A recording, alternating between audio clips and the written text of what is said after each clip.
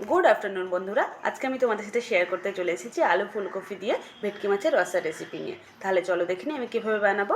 আমি আগের থেকে ফুলকপি, আলু আর মাছ ভেজে রেখে দিয়েছিলাম। এবার মাছ ভাজার বেশ খানিকটা তেল ছিল, এবার তার মধ্যেই আমি পেঁয়াজ কুচি দিয়ে দিয়েছি। পেঁয়াজ কুচিটা দিয়ে হালকা ভেজে নিয়েছি। ভেজে নেওয়ার পরে আদা, রসুন আর কাঁচা লঙ্কার পেস্ট দিয়ে দিয়েছিলাম। দিয়ে ভালোভাবে কষিয়ে নিয়েছি। কষিয়ে নেওয়ার পর জিরে গুঁড়ো, ধনে গুঁড়ো, লঙ্কার গুঁড়ো, হলুদ গুঁড়ো, নুন, চিনি সব দিয়ে ভালোভাবে এখন আমি মশলাটা কষাবো। আর দিয়ে দিয়েছিলাম একটু বাটি ধুয়ে জল, মশলার বাটিটা ধুয়ে।